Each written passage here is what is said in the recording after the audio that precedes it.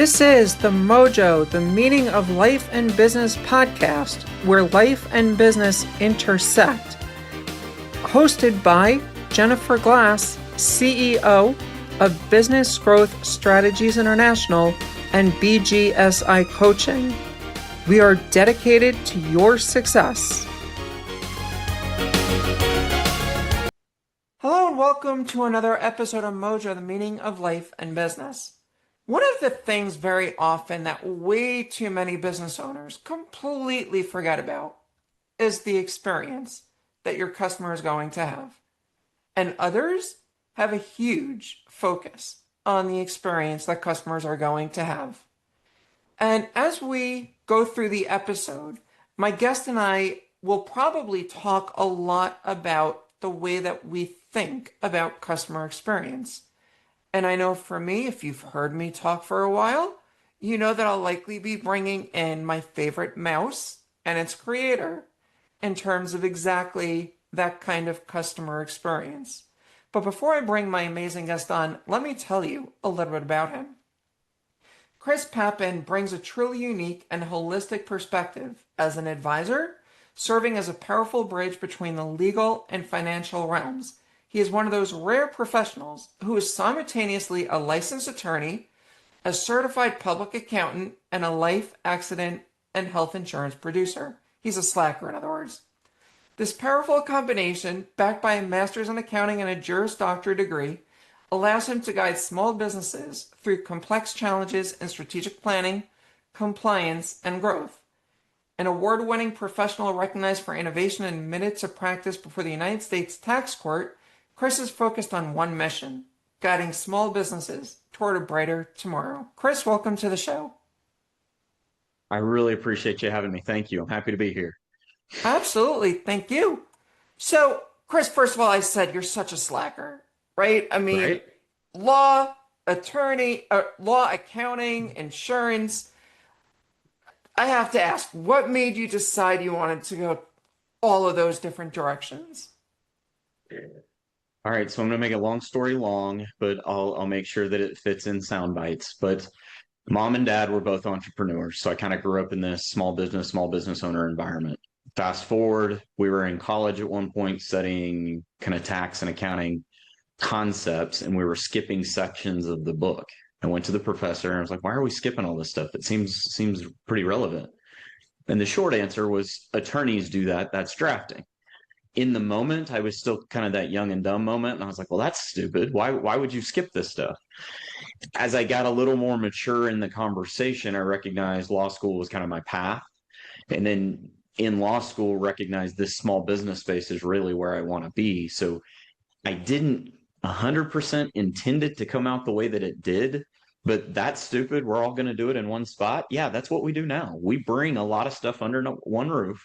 So you're talking to one person for a lot of the different strategies instead of, hey, here's my opinion, but please check with the other party. And it drives to really simplify representing small businesses and small business owners.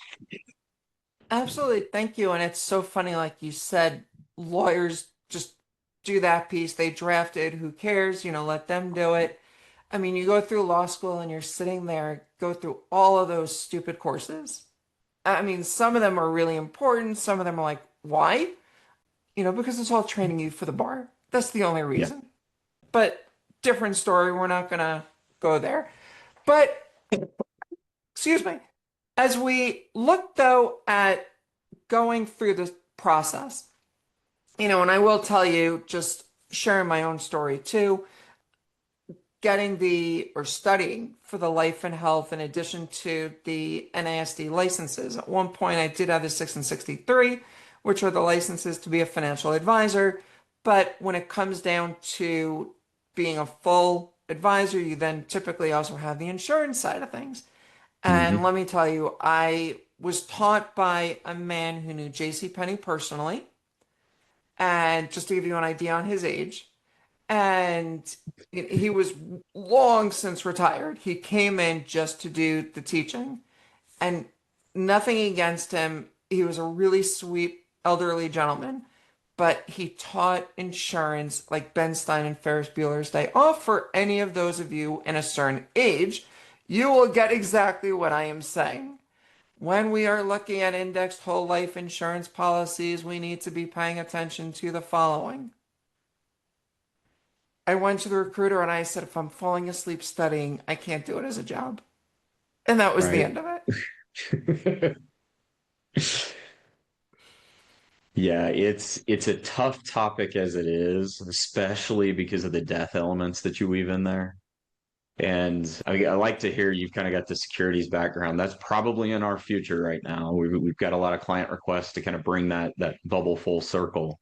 But on topics just like you're talking about, if you can't motivate somebody to be interested in spending money they don't want to spend, and in reality, like on life insurance, they're not going to be around to benefit from it anyway. So what do they care? How are you going to get them to engage that conversation? That's tough. Absolutely. And so, Chris, perfect segue. Let's jump into customer experience, right? Yeah.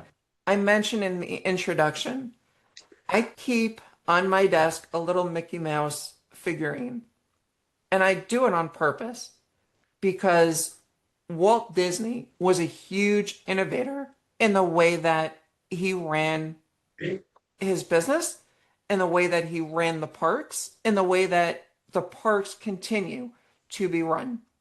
And I'm just going to share a really quick thing again. And I spoke about this in a different episode on this show, but I'll raise it again.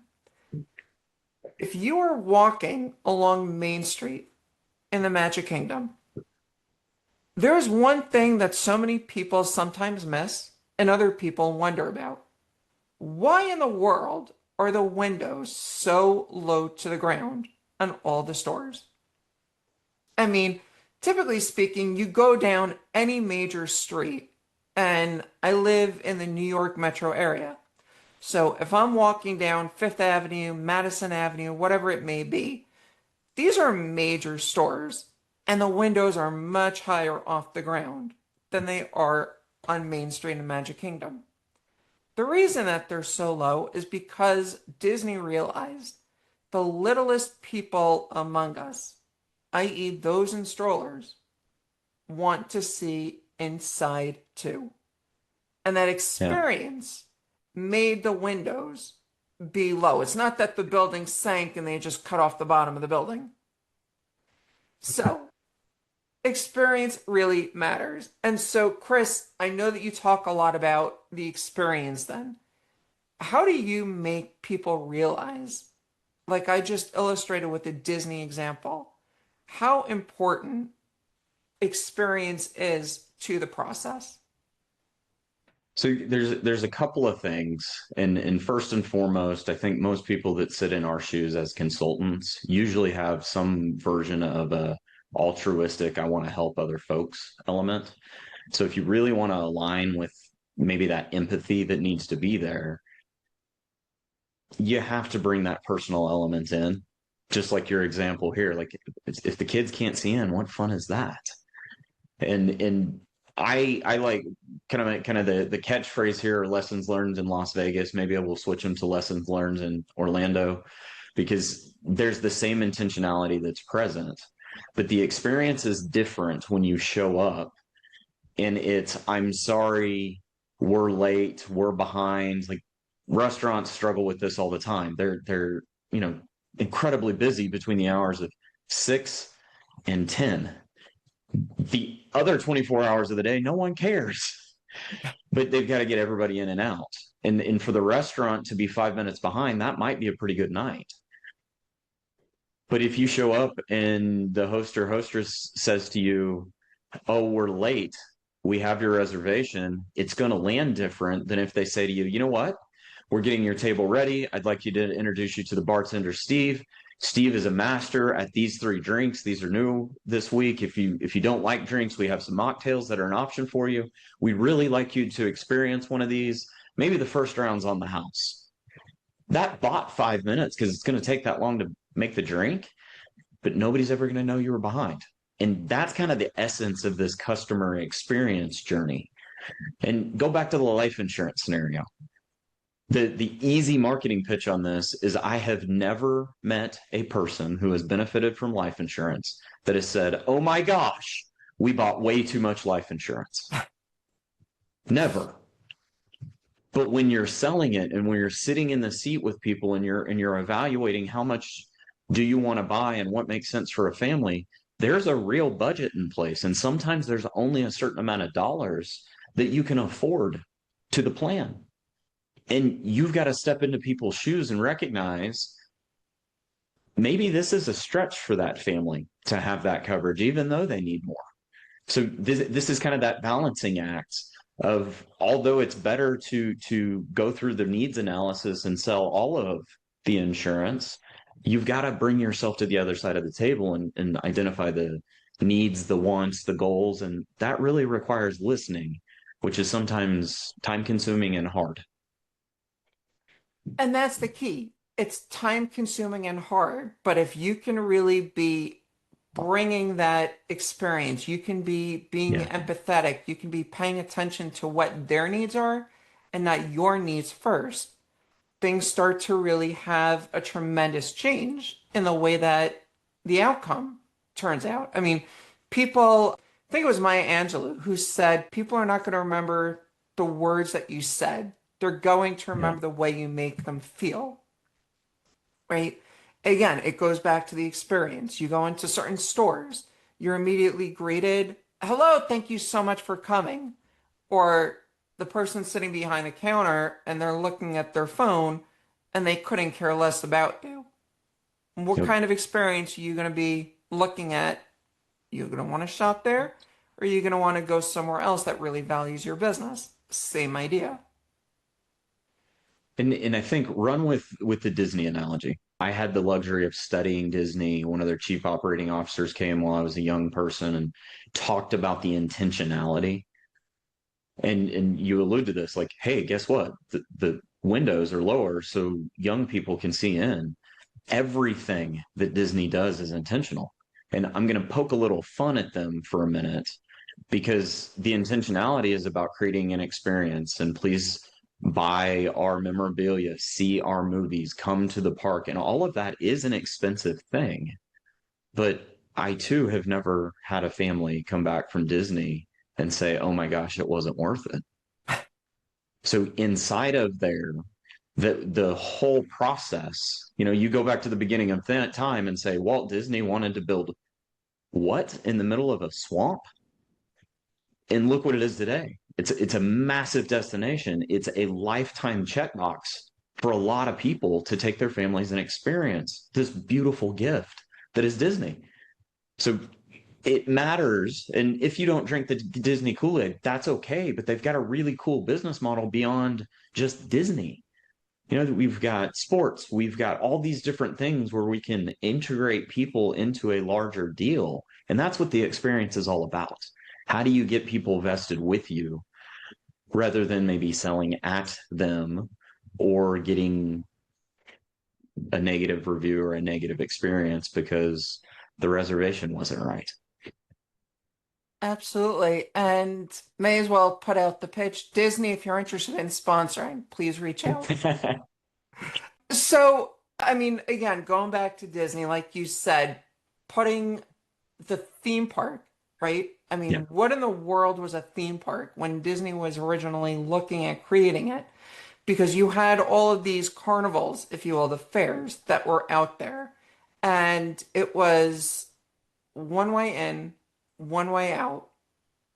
It was at the end of a rail line, traditionally speaking, where all Mhm. of these fairs were. And what Disney changed in terms of how he made it so different was unbelievable. And how they ended up between Roy and Walt making the whole process even go along and figuring out the financing when the board didn't want to do it. Again, goes back to what is the experience where sometimes you need to think about, even when your team does not believe in the idea, you need to really say, this is the direction we have to be going in because I understand the importance of where we're going, even if it doesn't mean that you're going to get immediate buy-in. So there's Yeah. definitely a lot there. Well, something I think of in this, and I want to give credit to every disruptor that's out there that has failed along the way, because there are tons of stories where people were first to the market and failed because the market wasn't ready for them. So for small business owners, there's a lot of fear around that. You know, if you are someone who is trying to reinvent the next running shoe, you've got an immense amount of competition. And getting that recipe right of timing and product and you know how we're going to sell, people having money that they want to spend on a new thing as opposed to we're going to focus on the essentials, like you can't control a lot of that stuff. So I always come back to like small business owners, your goal is not really to disrupt the industry, it's kind of to disrupt the thought process of your traditional client. And if you're in professional services, oftentimes clients have their perspective about what you do, which is not all encompassing. And kind of poking fun about the insurance industry, insurance has been beat up by folks like Dave Ramsey because people missell the wrong products at the wrong times. There's a place for cash value insurances, there's a place for term insurances. Can you go insurance poor? Absolutely. But what's the mix that's right for the family? And that's really what this is all about. How can you disrupt the conversation with your client so that they are gaining more information, putting themselves in a position to achieve their goals, and you're doing that as the advisor? And I get this as a CPA all the time. My neighbor, my buddy, ChatGPT said I could depreciate a truck. Therefore, I want to depreciate a truck. Well, first, you're not a business owner, so that's kind of hard. Second, whose truck is it? Well, I think my spouse is going to drive that truck. How many miles are you going to use for business? Oh, we're not going to use it for business, but they said I could do it. Well, nobody wants to hear the hard truth behind structuring it. Maybe it's better to say, hey, let's have a conversation about ways we can utilize a vehicle benefit. How can you use this and get some tax benefit? Subtle, but important. And I think it goes down this client experience path of meeting people where they are and then hearing what their goals and objectives are, and then raising the game so that maybe you can't directly do what you wanted to do. But with a little coaching, we can indirectly get you to maybe not the same spot, but substantially the same spot or achieve a slightly different reframed objective. And that's hard to do if you don't have space to listen and then turn around and educate.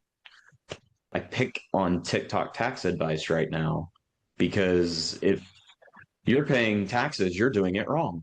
That's what's in TikTok right now. Your tax liability should be zero. That's not always the case. It really depends on the facts and circumstances. And as a good attorney is going to say, it depends. And I'm going to ask you a whole bunch of questions on the back end to start to figure out where we're headed.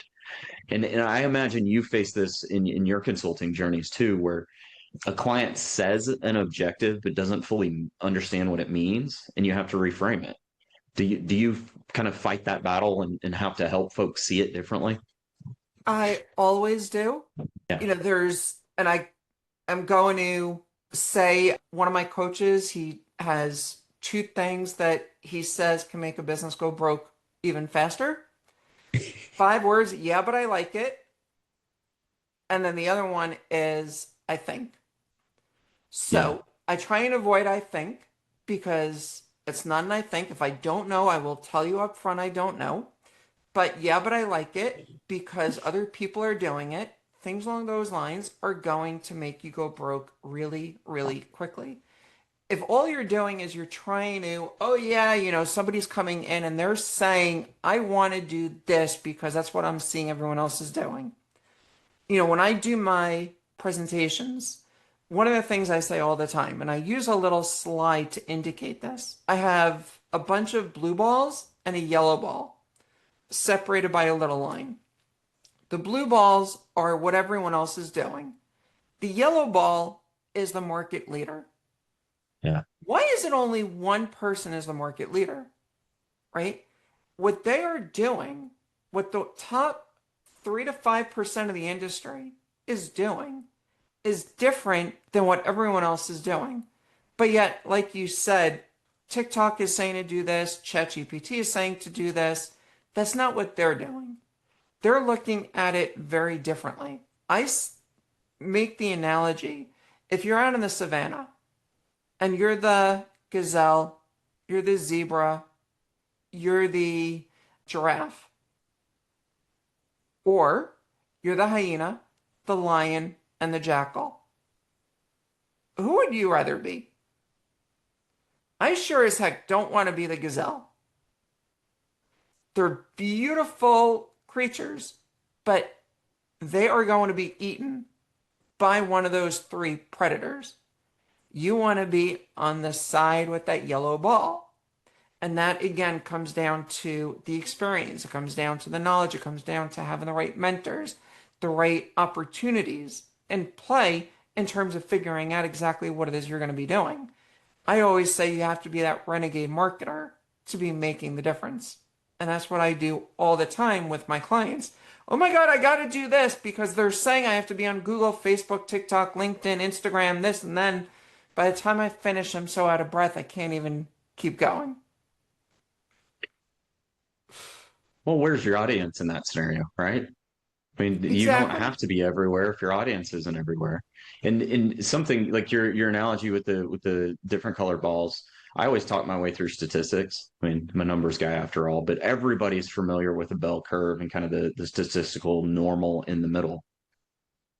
That's what you're saying. Yeah, but I like it, or yeah, but I'm doing better than everybody else. You're in those statistical normals, which means you're going to get results like statistical normals. So if you're seeking something different, you have to be different. What you do sometimes is less important than actually just trying different things. Because again, statistical analysis applies. You're going to fail. It's part of the recipe, and it's okay. How you respond to it is what matters. I'm not perfect. I've not made every tax plan that predicted the future for every person. Not going to. Don't even pretend that I can. But if you'll take those maybe failure points or touch points, maybe it's not failure, it's just a inflection point. Like nobody likes to hear this, but COVID, it made restaurants reinvent themselves. It forced it. Great opportunities. The restaurants that leaned into it did great. The restaurants that didn't struggled. Some didn't have the resources to do it and have kind of had to retool so that they could approach things differently. But a lot of street vendors succeeded during COVID because that was their whole model. It worked. They were outside. It was okay. So I think sometimes, you think of maybe like your convenience store bodega street vendor and you're going, oh, well, they're not going to make all the money in the world. Or maybe they are because they get all the foot traffic, not the ones that go inside. It's just a different perspective sometimes.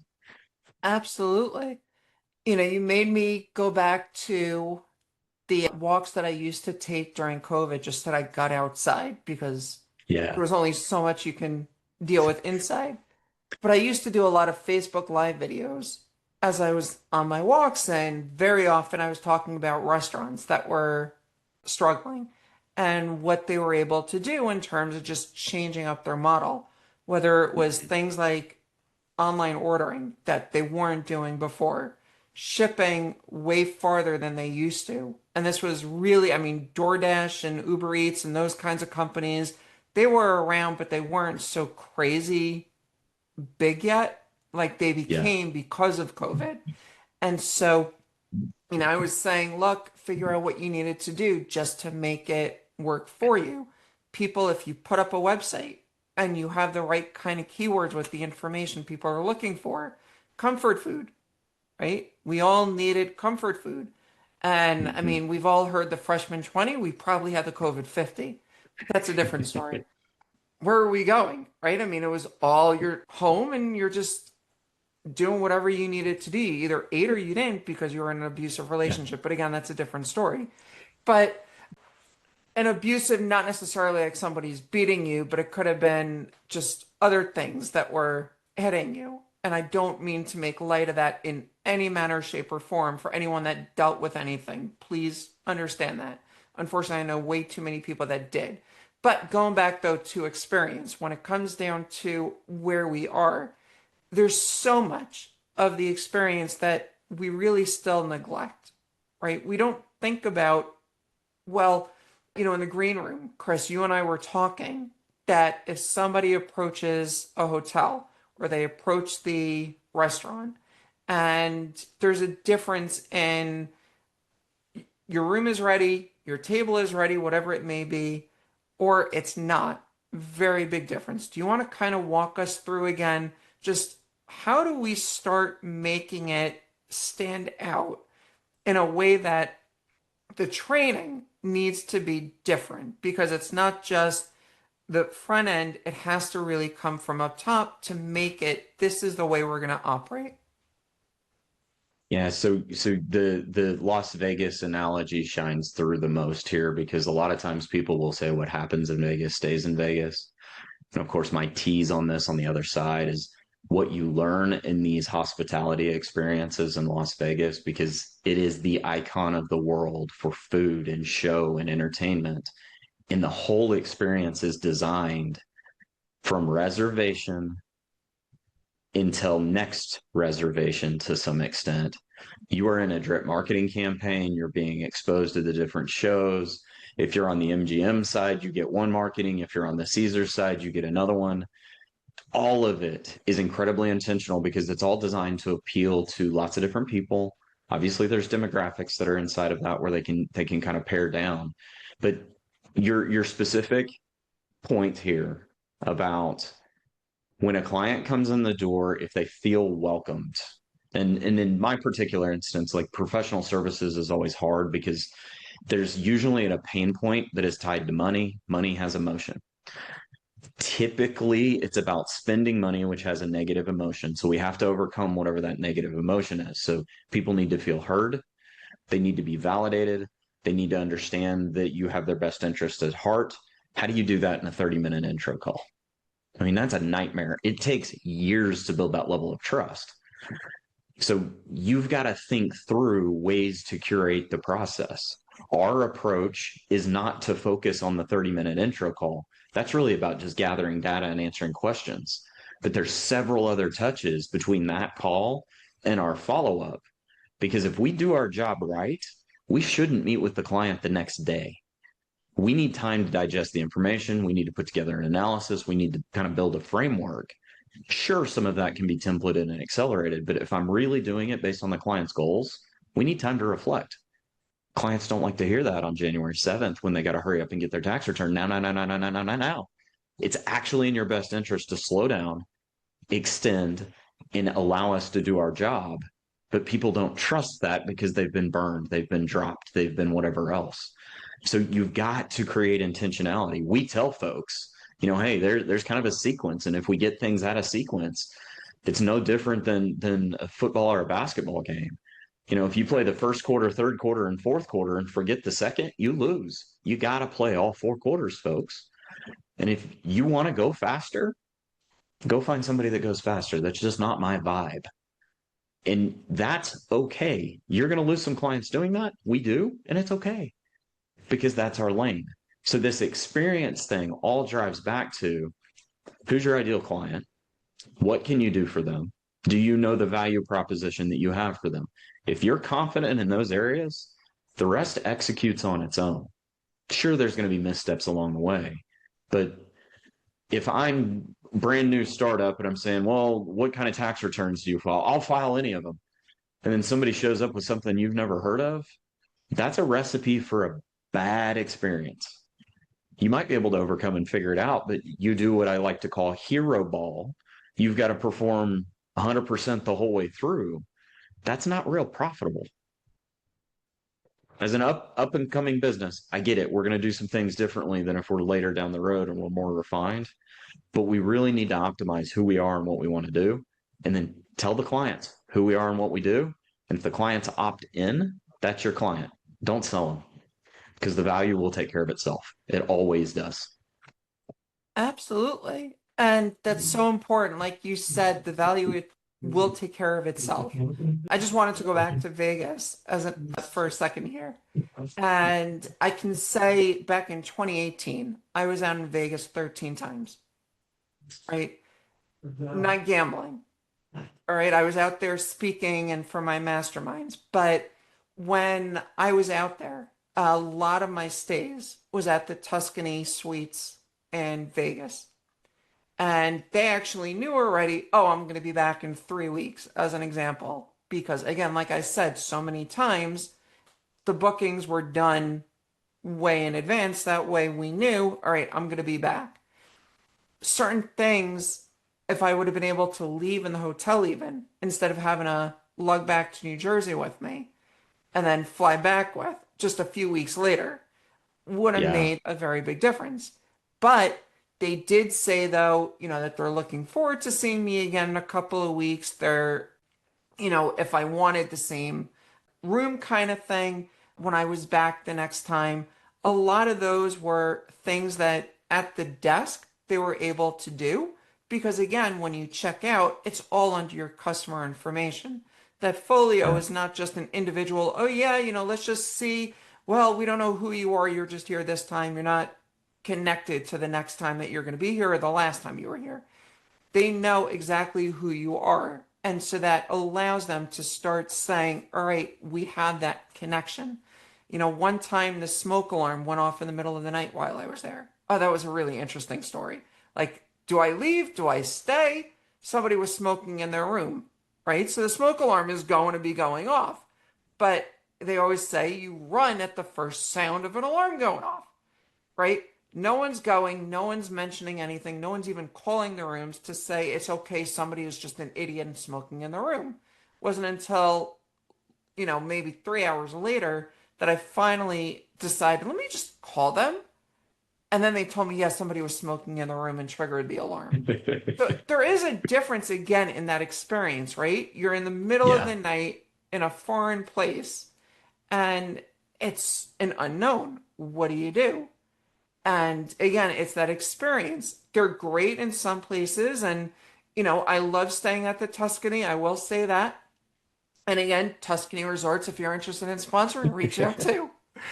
But when it comes down, though, to where we go and what it is that we are really trying to do, like you said, Vegas is one of those places, it's known for the experience, right? I Yep. mean, you drive down the strip and you've got all the lights, you've got the different architecture of the different hotels.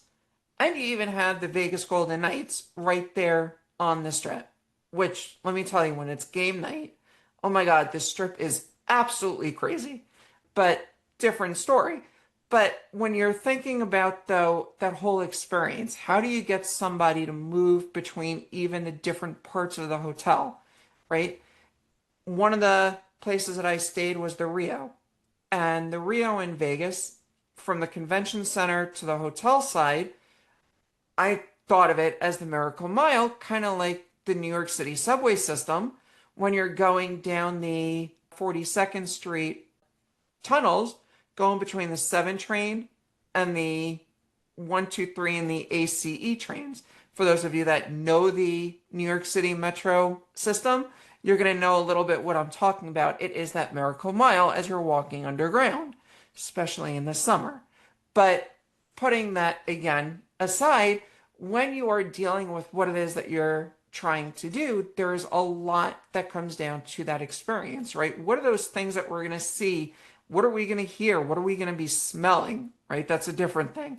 How are we going to feel based on where we are at the moment? All of these go into that experience and they make a huge out memory in terms of the way that we want to remember it. Right? Two people can have very wildly different memories of the exact Hmm? same incident. But if you can have more people thinking about you in a very positive light, you know what happens? People start mentioning you. How many Yeah. businesses did Chris and I mention just in the process of us talking here? And it wasn't by accident, by the way, that we mention them. It's because we know exactly the kinds of businesses that these places are and how those experiences matter to you as an end user, right? Whether you're staying there, you're eating there, you're shopping there, whatever it may be, there is a lot there that matters. So, Chris, thank you so much for being my guest on the show today. It's a pleasure. I'm gonna say one quick thing. I want the audience to hear this and recognize they don't have to do all of this. They have to do the ones that matter, because this gets overwhelming fast. Do the ones that matter for you and your folks. Absolutely. Thank you so much. And Chris, let me ask you, people have been listening to our conversation for the last 35, 36 or so minutes. How can they connect with you? Yeah, a couple of great ways. I too host a podcast called BLABO, which is actually Behave Like a Business Owner short, but BLABO is the better clickbait. You can find me on LinkedIn. We push out all kinds of free materials there, and certainly on firm websites like papincpa.com. Thank you so much. And definitely make sure you check out BLABO, LinkedIn, and papincpa.com. And that information will be in the description for this episode. And remember, like Chris was saying, pick and choose the things you're going to start with, right? As you progress, there's a lot more that you can do to start making it stand out even more. You can improve upon whatever it is you're doing, but don't just say it is too much, I can't do it. I love my children dearly, but going through homework, especially early on with them, it is so much, I can't do it, I can't, don't make me do it, was the constant refrain. And for those of you that see that face that I was making, it was kind of the same face my kids were making too. It comes down to how in the world do we really start figuring out, take this little piece first, break it down, and then go from there. Like Chris was saying, it's so important. The experience really is what matters. But if you can improve by 1% today, another 1% next week, another 1% after that, it isn't only 3% that you improved by, because it's 1% in the aggregate that you keep on increasing every time. And so it really comes down to about 3.3%, Mr. Math numbers, if I'm doing my numbers right. But if we're looking at that, it really is key to know what it is that you're getting. So again, make sure you reach out to Chris and follow up with him for any of those kinds of questions. And Chris, again, thank you so much for being my guest on the show today. Jennifer, I really appreciate the opportunity. Thank you. Absolutely. And on that note, this has been another episode of MOJO, the meaning of life and business. And until next time, here is to your success. This has been another episode of MOJO, the meaning of life and business podcast. If you like what you heard, please consider leaving us a review, liking us, or reaching out to us. You can contact us at bgsicoaching.com and let us know what you think. Thanks so much again for listening.